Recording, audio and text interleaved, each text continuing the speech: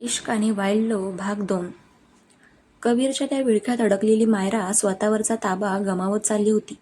कबीरचा तो धारदार आवाज तिच्या कानात रेंगाळत होता आणि त्याच्या हाताची पकड तिच्या मनगटावर अधिकाधिक घट्ट होत चालली होती.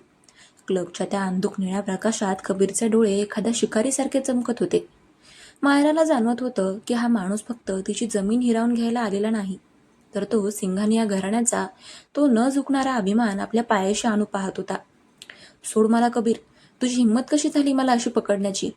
मायराने आपला आवाज जेवढा कडक ठेवता येईल तेवढा ठेवण्याचा प्रयत्न केला, पण तिच्या आवाजातला थरथराट कबीरने अचूक ओळखला होता. कबीरने एक पाऊल अजून पुढे टाकले, ज्यामुळे मायरा थेट मागच्या भिंतीला जाऊन टेकली. आता त्यांच्यामध्ये अंतर पूर्णपणे संपले होते. कबीरने आपला डावा हात तिच्या डोक्याच्या बाजूला भिंतीवर ठेवला आणि तिच्या चेहऱ्यावरच्या अगदी जवळ जात तो म्हणाला, मायरा, हिमतीची भाषा राणांच्या समोर करायची नसते. तू या क्लबमध्ये स्वतःच्या पायाने आली आहेस आणि इथून बाहेर जाण्याचा रस्ता मी ठरवणार. मायराचे मोठे आणि बोलके डोळे रागाने डबडबले होते.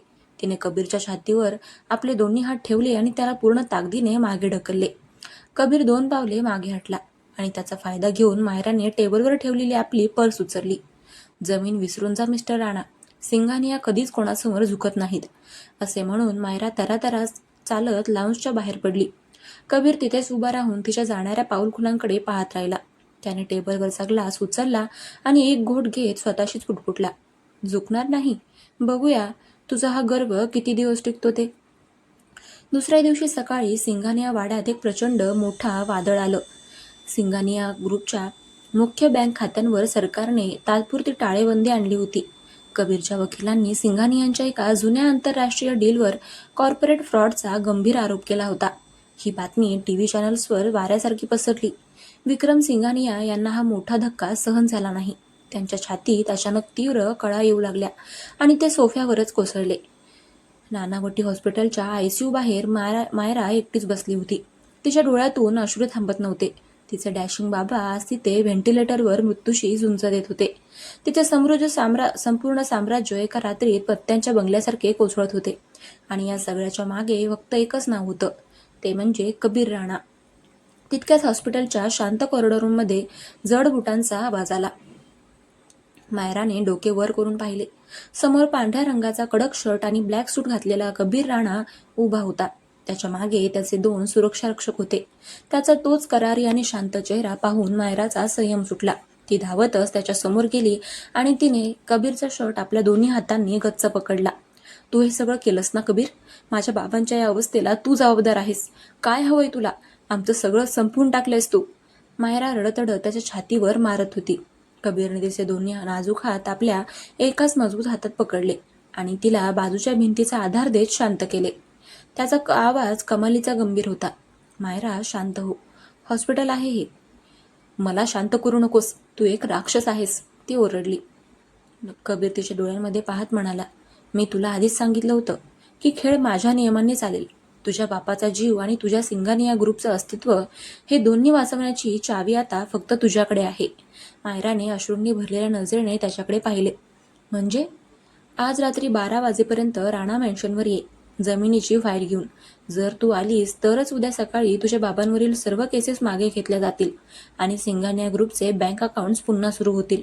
नाहीतर उद्या सकाळी सिंघानिया साम्राज्य इतिहास जमा होईल. निर्णय तुझा आहे. कबीरने तिचे हात सोडले. तिच्या चेहऱ्याकडे एक शेवटचा तीक्ष्ण कटाक्ष टाकला आणि तो तिथून निघून गेला. मायरा तिथेच जमिनीवर कोसळली. तिच्यासमोर आता 2च रस्ते होते. एक तर आपल्या वडिलांना मरताना पाहणे किंवा स्वतःचा स्वाभिमान घेऊन त्या शत्रूच्या वाड्यात जाणे. हॉस्पिटलच्या त्या पांढऱ्या शुभ्र आणि अत्यंत शांत कॉरिडॉरमध्ये कबीरचे शब्द जणू भिंतीवर आदळून मायराच्या कानात पुन्हा पुन्हा घुमत होते. आयसीयूच्या काचेच्या दरवाजातून तिने आतमध्ये पाहिले. तिचे खंबीर आणि नेहमी आत्मविश्वासाने वावरणारे बाबा आज तिथे अनेक मशीन्स आणि नळ्यांच्या विळख्यात अगतिक होऊन पडले होते. मॉनिटरवर त्यांच्या हृदयाचे ठोके दर्शवणारी रेख संत गतीने वर खाली होत होती. सिंघानिया साम्राज्याचे सर्वेसर्वा असलेले विक्रम सिंघानिया एका रात्रीत औषधांच्या आणि नशिबाच्या स्वाधीन झाले होते. मायराने आपले दोन्ही डोळे घट्ट मिटून घेतले. तिच्या डोळ्यांच्या कोपऱ्यातून एक तप्त अश्रू बाहेर आला आणि तिच्या गालावरून खाली घसरला. पण तो अश्रू जमिनीवर पडण्यापूर्वीच मायराच्या मनातील असहायतेचे रूपांतर एका थंड जीवघेण्या रागात झाले होते. तिने स्वतःचे ओठ दातांखाली दाबले आपल्या वडिलांचा जीव वाचवण्यासाठी आणि कुटुंबाचे नाव धुळीला मिळवण्यापासून रोखण्यासाठी तिला स्वतःच्या स्वाभिमानाची आहुती द्यावी लागणार होती. कबीर राणाने तिला अशा वळणावर आणून सोडले होते जिथून मागे फिरण्याचा कोणताही रस्ता शिल्लक नव्हता. तिने खिशातून स्वतःचा फोन काढला, वेळेकडे पाहिले आणि रात्रीचे 11:30 होत आले होते. तिच्याकडे कबीरने दिलेल्या मुदतीची फक्त अर्धी तास उरली होती. तिने मॅनेजरला फोन करून हॉस्पिटलमध्ये बाबांजवळ थांबायला सांगितले. स्वतःची पर्स उचलली आणि ती जड पावलांनी हॉस्पिटलच्या बाहेर पडली.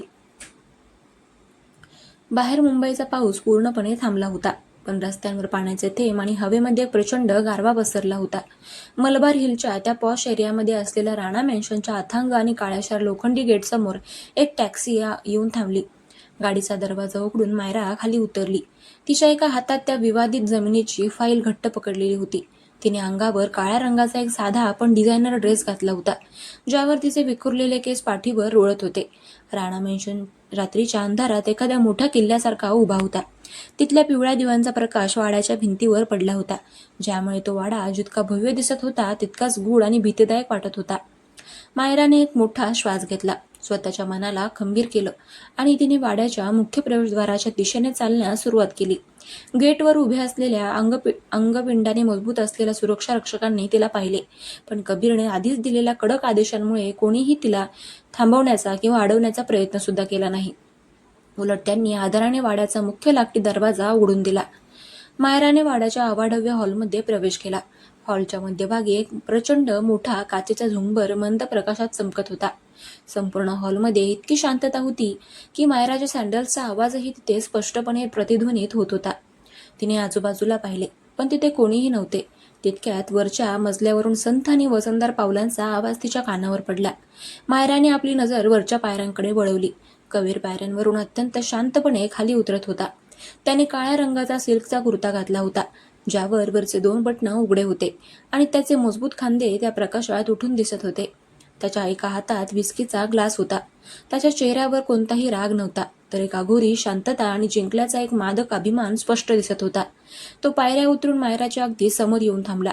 त्याच्या शरीरातून येणारा तोच महागड्या परफ्यूमचा सुवास मायराच्या नाकात शिरला, ज्यामुळे तिच्या मनातील अस्वस्थता अधिकच वाढली.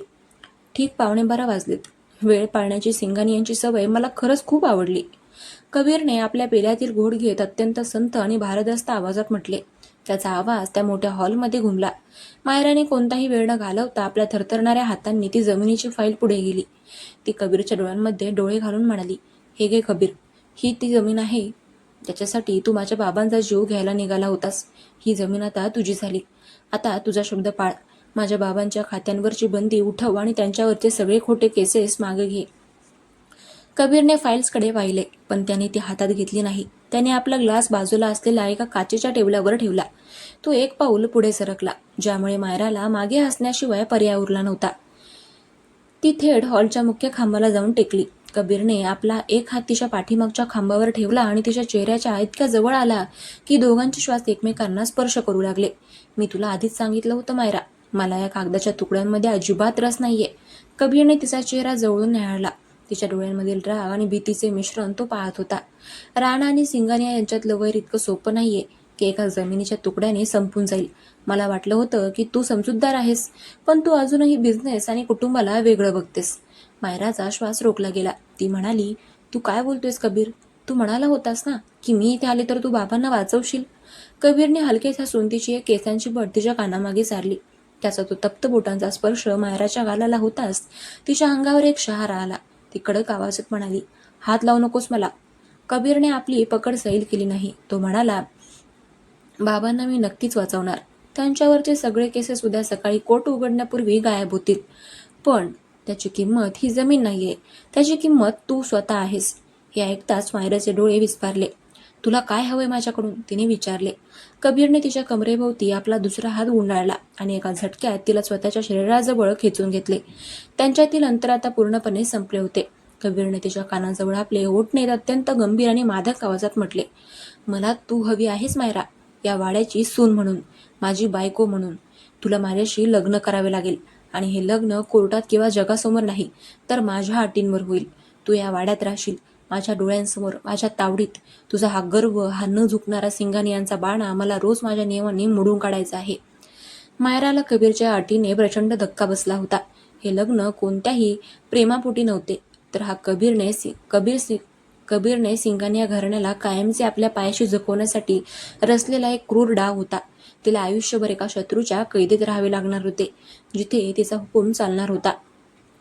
तिच्या डोळ्यातून पुन्हा एकदा अश्रू वाहू लागले, पण कबीरने आपल्या अंगठ्याने तिचे अश्रू पुसले आणि तिच्या ओठांवर आपले बोट ठेवत म्हणाला, रडू नकोस मायरा. तुझ्या एका होवर तुझ्या संपूर्ण कुटुंबाचे आयुष्य अवलंबून आहे. विचार कर आणि मला उत्तर दे. हा भाग आता एका नव्या आणि भयानक वळणावर आला होता, जिथे दोन कट्टर शत्रू लग्नाच्या बंधनात अडकणार होते.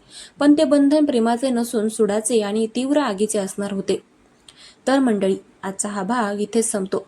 आजचा भाग तुम्हाला कसा वाटला आणि पुढे काय होईल, काय वाटतं तुम्हाला, कमेंट करून नक्की कळवा.